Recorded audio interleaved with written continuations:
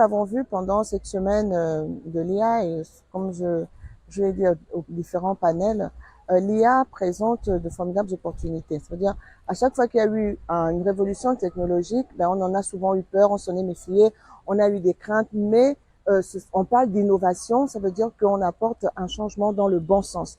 Et donc l'IA, plutôt que de la regarder comme un danger, on devrait plutôt la regarder comme une opportunité. Elle est porteuse, cette technologie est porteuse d'opportunités. Donc il va falloir l'apprivoiser, s'adapter et voir comment est-ce qu'on peut tirer le meilleur de cette technologie pour faire au mieux le métier que les médias, le métier des médias. Voilà, faire au mieux avec cette technologie, en tirer toutes les potentialités, tout en limitant les risques, bien sûr, parce qu'il y en a toujours.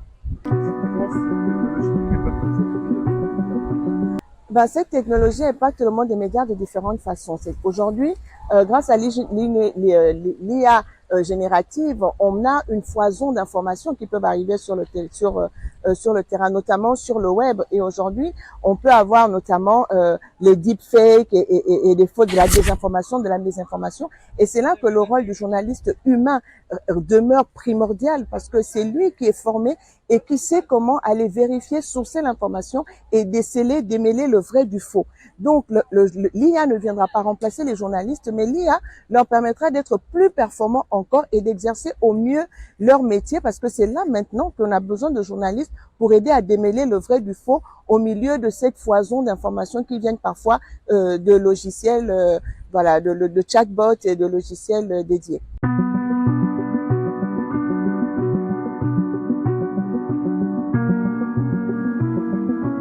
Alors déjà, pour un pays comme le Gabon, lorsque le comité pour la transition et la restauration des institutions conduit par le général Poussoli Nguema est arrivé au pouvoir le 30 août après le coup de libération, notre gouvernement a été mis en place dès le 9 septembre et nous avons trouvé une situation catastrophique du pays, notamment un chômage des jeunes qui se situe entre 39 et 40% des fois dans certains secteurs. Donc c'est énorme et aujourd'hui, nous le savons tous, le Gabon a souvent dépendu pendant longtemps et dépend même encore de la rente des matières premières, notamment le pétrole. Mais nous savons aujourd'hui qu'avec la révolution numérique, la donnée est le pétrole d'aujourd'hui et de demain. Et l'Afrique, je pense que cela a été dit pendant cette semaine, aura besoin de 650 millions de développeurs. Et donc, il y a là un vivier de création d'emplois pour ces jeunes dans le numérique parce que on a besoin de digitaliser, de numériser notre administration pour être compétitif dans le monde dans lequel on est.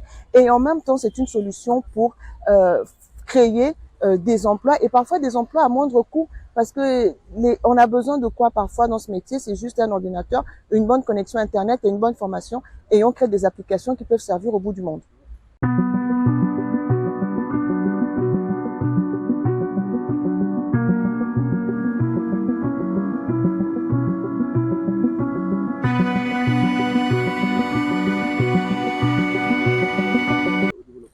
Alors, les entreprises traditionnelles aujourd'hui ont besoin de se digitaliser.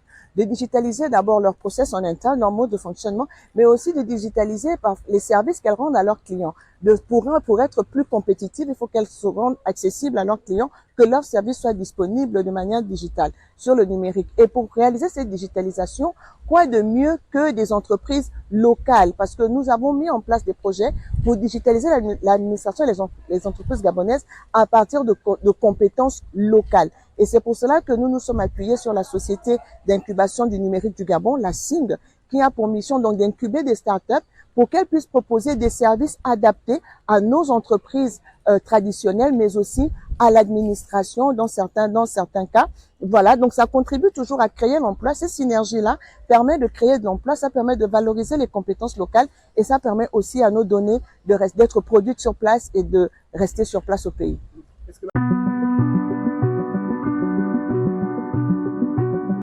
Alors, il faut dire que la SING existe depuis 5 ans. Donc, lorsque nous sommes arrivés au pouvoir, la SING existait déjà. La SING a incubé un certain nombre de startups, plus d'une centaine, avec quand même un taux de réussite de 65%. D'ailleurs, plusieurs des startups incubées par la SING ont remporté des hackathons et des prix dans le monde, à différents concours. Donc, elles sont compétitives, ces startups, et c'est très bien. Et après mon arrivée, par le travail qui a été fait, par exemple, la Direction générale de la statistique a organisé un hackathon à la SING et une entreprise a été retenue pour moderniser leur site internet et leur process de digitalisation et ça, c'est magnifique, c'est une victoire. On a vu par exemple l'Institut français du Gabon qui lui aussi a digitalisé, a connu sa transformation digitale. Ben, cela a été réalisé par des startups aussi incubées à la CIN. Donc, on voit que ça, la mayonnaise prend. Les entreprises locales comprennent que nous avons des startups qui sont là et qui peuvent apporter des solutions de digitalisation pour leur métier traditionnel. Mais il faut continuer, c'est pas encore fini, c'est encore au début, je vais dire, c'est des balbutiements, mais les startups aussi s'organisent. Il y a un syndicat de startups, par exemple Tech 241, avec qui on a signé une convention à l'époque quand j'étais ministre du numérique. Donc voilà, on est très impliqué dans ce mouvement, avec ces startups pour les promouvoir localement parce que c'est l'avenir. L'avenir est dans la transformation digitale de nos entreprises et de notre administration et on doit en profiter pour pousser nos jeunes pour qu'ils soient les acteurs de cette transformation digitale.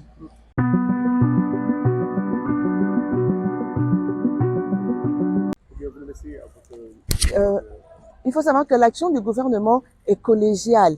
Et donc, dans cette collégialité, on a toujours un regard, on a le droit de parler. Et puis, les startups, on a tissé des relations avec la CIN, avec les startups, et ils savent que je suis une passionnée du numérique. Donc, je continue de regarder, continue de me taguer d'ailleurs sur chacun de leurs posts. Et lorsque je peux encourager ou soutenir une initiative, je n'hésite pas à le faire parce que c'est en plus l'action du gouvernement collégiale. D'ailleurs, mon collègue qui est ministre du numérique, on s'appelle les jumeaux au conseil, quand on se voit en conseil inter ou en conseil des ministres, parce qu'on continue de travailler main dans la main, parce qu'au-delà de tout, c'est le Gabon qui gagne.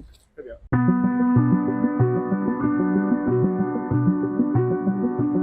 Alors, ce qui s'est passé, je vous ai dit qu'au niveau des médias, nous sommes encore à nos balbutiements. Mais nous avons déjà, tous les médias gabonais, les médias publics sont déjà quand même en ligne. Ils sont sur les réseaux sociaux, ils sont sur YouTube, Facebook. Donc, ils